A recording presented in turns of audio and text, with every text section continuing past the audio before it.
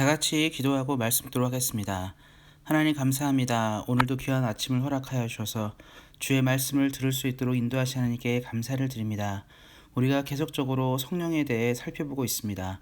성령 하나님을 만남으로 신앙생활에 승리하는 우리 사랑하는 온세안교회 성도님들 되도록 인도하여 주시고 하나님의 능력으로 이 땅을 살아가기에 부족함이 없도록 함께 하시기를 위해 기도합니다.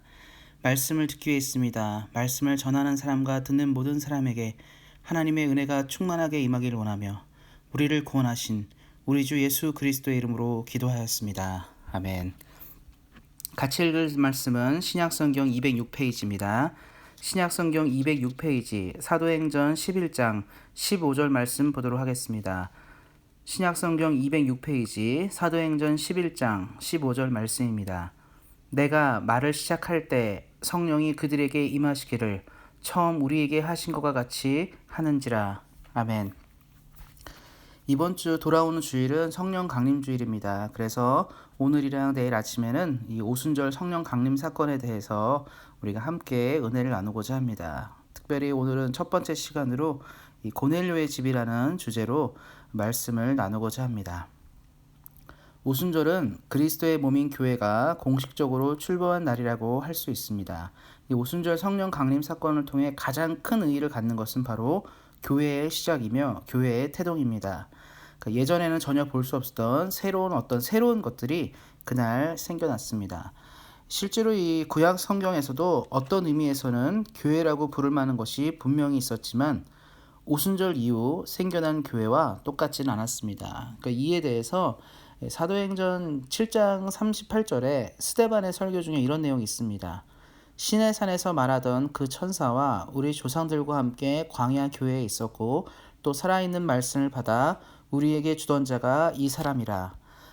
스데반이 이제 설교를 하면서 이 광야 교회라는 표현을 썼어요. 출애굽을 할 때 이제 이집트를 떠나온 이스라엘 공동체를 향해서 이 광야 교회라는 표현을 쓰게 되었는데요.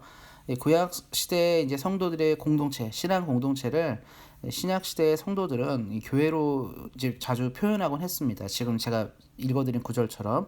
그렇지만 이제 그 차이는 뭐냐면 신약 시대와 그럼 구약 시대 교회 차이는 뭐냐면 구약 시대는 유대 공동체였어요. 유대인 신앙 공동체로 율법에 의해서 모세가 준 율법에 의해서 이 공동체를 이루며 굉장히 협소적인 거죠. 그러니까 지역적인 겁니다. 유대인 외에는 이 교회 공동체, 신앙 공동체라 부르기가 어려웠던 것이죠. 근데 신약 공동체는 이제 신약 시대의 교회들은 오순절 성령 강림 이후에 유대인뿐만 아니라 사마리아인, 이방인들, 그러니까 그리스인들이라든가 로마인들도 포함하면서 이 교회의 의미가 굉장히 넓어지게 됩니다.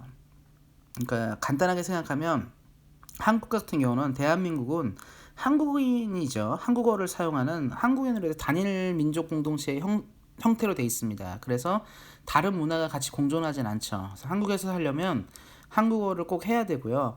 한국 사람들의 습관들을 좀 잘 이해해야 될 필요가 있습니다. 근데 반면에 캐나다나 미국 같이 Diversity Society라고 말하죠. 다양성의 사회들은 다양한 민족과 다양한 언어군이 존재하게 됩니다. 그래서 이탈리안 공동체도 있고 필리핀 공동체도 있고 우리 같이 한인 공동체도 있고 다양한 공동체들이 여기 존재하죠. 그러니까 이제 이런 경우는 다양성이 존재하게 되는 것입니다. 그래서 다양한 모습으로 진행되는 것이죠. 그러니까 이 한국과 캐나다의 가장 차이는 바로 이 다양성의 차이거든요. 마찬가지로 구약 시대의 교회는 다양성이 있지는 않았습니다. 그러니까 유대인 공동체, 신앙 공동체, 제사 드리고 율법을 준수하는 이런 공동체였지만 신약 시대에는 복음과 함께 다양성이 들어오게 됩니다. 그래서 유대인 공동체도 있었고 로마인 공동체도 있었고 또 그리스인 공동체, 사마리아인 공동체 이렇게 공동체들이 형성되고 또 공동체들이 각각 있는 게 아니라 섞여 있는 거예요. 유대인도 있고 이방인도 있고 이런 식으로 돼 있습니다. 지금도 그렇죠. 전 세계의 많은 나라들의 예배 스타일이 다릅니다. 아프리칸, 유러피안, 아시안 다 다르죠. 그런 것처럼 이 다양한 이제 교회 공동체가 시작된 겁니다. 그럼 그 출발이 뭐냐? 굉장히 중요하죠. 항상 모든 것은 언제부터 시작됐을까가 중요한데 바로 이 다양한 교회 공동체의 출발이 바로 고넬료의 집입니다. 그래서 고넬료의 집에서 일어난 일에 우리는 주목할 필요가 있습니다. 이 당시 이제 이 사도행전 10장을 좀 참조하셔야 되는데요. 거기에 이제 베드로 사건이 나오는데 베드로는 이제 유대인이었기 때문에 이방인들이 자신들의 공동체, 그러니까 유대 공동체에 들어올 수 있다는 것을 믿지 못했을 것 같아요. 그런데 베드로가 이제 환상을 접하게 되는데 이 지붕 위에서 그에게 어떤 환상이 임하게 됩니다. 그래서 베드로가 기도하고 있을 때 큰 보자기가 하늘에서 내려와서 그 안에는 이제 정결한 짐승, 부정한 짐승, 뭐 여러 새들이 담겨져 있는데 하나님이 이것을 잡아 먹으라라고 얘기하는 음성을 들었습니다. 그러니까 이제 베드로는 동의를 할 수 없는 거죠. 유대인들이 먹지 않았던 음식들이니까. 설명을 드리자면 유대인들은 이제 고기를 기준으로 할 때 소와 양을 먹게 되는데 소와 양의 기준은 뭐냐면 소나 양은 이 발굽이 쪽으로 갈라져 있어요. 발굽이 있고 갈라져 있고 또 되새김질을 합니다. 그러니까 발굽이 갈라져 있고 되새김질을 하는 이런 동물들만 먹게 되는 거죠. 그러니까 이 초식 동물 중에서도 이런 동물들만 먹게 됩니다. 근데 뭐 돼지는 어떠냐면 쪽발이긴 한데 이 되새김질을 못해요. 그럼 못 먹습니다. 토끼는 되새김질을 하는데 쪽발이 또 아니에요. 그럼 또 안 먹습니다. 그러니까 이제 뭐 이런 것도 있고요. 또 물고기를 기준으로 할 때는 비늘이 없으면 또 안 먹어요. 그러니까 비늘 있는 물고기만 먹게 되는 거죠. 그러니까 뭐 그렇게 되니까 안 먹는 것도 굉장히 많고 또 먹는 것이 제한적이겠죠. 근데 그래서 그렇게 살아왔는데 하나님이 베드로 보고 이런 걸 잡아 먹으라 한 거예요. 그러니까 돼지를 안 먹는 베드로 보고 돼지고기를 먹어라 이거 하는 거. 뭐 지금도 그렇잖아요. 이 캐나다에 보면 이제 유대인 공동체들은 코셔 푸드 먹고 뭐 음식 먹는데 돼지고기 일체 안 먹습니다. 그러니까 이제 그런 걸 보셔야 되는 거죠. 그러니까 그렇게 이제 이렇게 살게 되는데 그런 베드로에게 먹으라고 얘기하니까 얼마나 어려웠겠습니까? 근데 이제 사도행전 10장 15절에 이런 말이 있어요. 하나님께서 깨끗하게 하신 것을 내가 속되다 하지 마라. 하나님이 거룩하다 말한 것을 사람인 네가 속되다고 말하지 말라는 것이 나오게 됩니다. 그러니까 이런 환상들을 접하게 되면서 베드로의 생각이 전환이 일어난 것인데 환상으로 끝난 것이 아니라 실제적으로 베드로는 이제 이 로마인인 고넬료의 집에 가서 평소처럼 이 설교를 했어요. 설교를 하게 됩니다. 왜냐하면 이제 이런 것을 받았기 때문에 하나님이 이것을 허용했구나 해서 설교를 했는데 이제 그때 일이 일어난 거죠. 왜냐하면 베드로가 설교할 때는 하나님이 이방인에게도 가서 말씀을 나눠줘라 정도로 의미를 생각한 거예요. 근데 설교를 하자마자 이 사도행전 이제 10장 45절에 뭐라고 나오냐면 베드로와 함께 온 할례 받은 신자들이 이방인들에게도 성령 부어 주심 이내 논란이. 그러니까 성령이 임하게 된 겁니다. 그래서 깜짝 놀라게 된 거예요. 그때까지만 해도 유대인들은 유대인 공동체만 성령이 임한다고 생각했는데 이방인들, 하나님을 예배하는 이방인들에게도 성령이 임한다는 생각을 들으니까 이제 그때부터 생각을 달리하기 시작하는 유대인들이 생겨나기 시작한 거죠. 요즘이야 우리도 그러잖아요. 뭐 아프리카 교회, 뭐 한국인 교회 성령이 임하는 거 당연한 건데 이 당시는요 유대인 교회가 아니면 성령이 임한다고 생각조차도 못했어요. 그러니까 이게 굉장히 대단한 사건이죠. 이게 바로 교회의 출발과 관계된 것입니다. 그래서 이제 오늘 본문 말씀이기도 하지만 그 다음부터 베드로는 뭐라고 얘기하냐면 성령이 이방인에게도 임한다는 것을 증거하고 얘기하게 되는 것이죠.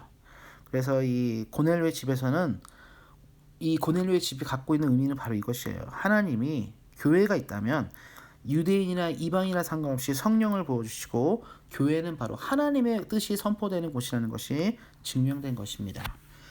오순절 성령 강림 사건은 이런 의미가 있습니다. 우리가 다니는 교회, 쉽게 예배하는 이 교회는 사실 그전에는 생각도 할 수 없고 꿈꿀 수도 없는 교회였지만 바로 성령님이 역사하셔서 이방인의 교회가 고넬료의 집에서 첫 출발을 하게 되고 지금 전 세계의 수많은 나라의 사람들이 예수를 믿습니다.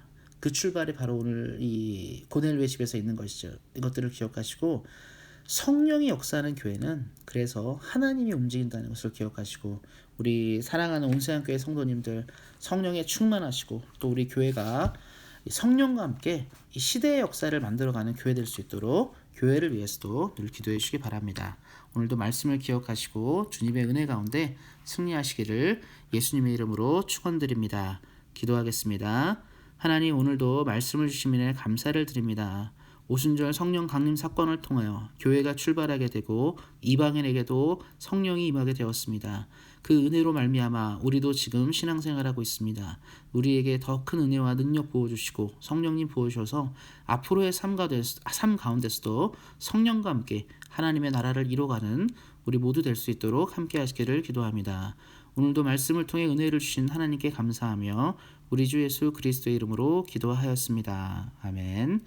우리 이어서 기도하는 시간 갖도록 하겠습니다. 기도하실 때는 특별히 코로나19에 이제 계속적으로 전 세계적으로 큰 고통인데요.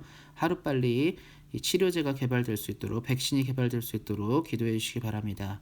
지금 오프라인 예배를 드리지 못하고 있습니다. 계속 온라인 예배를 드리고 있는데요.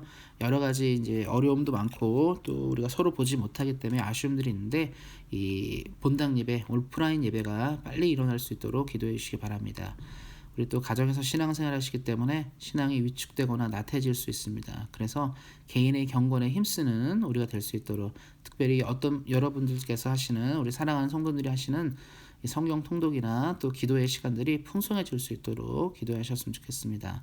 또 우리가 서로 지체들을 위해서, 교우들을 위해서 기도해 주는 것이 매우 중요합니다. 우리 안에 이 시기에 경제적으로나 물질적으로나 고통하지 않도록, 또 건강으로 또 육체적으로 고통하지 않도록 우리 서로를 위해서 기도하는 시간 갖도록 하겠습니다. 또 끝으로 기도하실 때는 대한민국과 캐나다 정부가 이 코로나19를 잘 대처하고 그 이후에 있을 경제적인 사항들도 잘 대처할 수 있도록 기도해 주시기 바랍니다. 또 기도하실 때 마음의 기도 제목과 소원의 기도 제목 가지고 자유롭게 기도하는 시간 갖도록 하겠습니다. 오늘도 우리가 말씀을 나눈 것처럼 늘 기억하시고 늘 말씀 안에 승리하시는 우리 사랑하는 온세안교회 성도님들 되시기를 예수님의 이름으로 격려드립니다. 오늘도 말씀 안에서 승리하세요.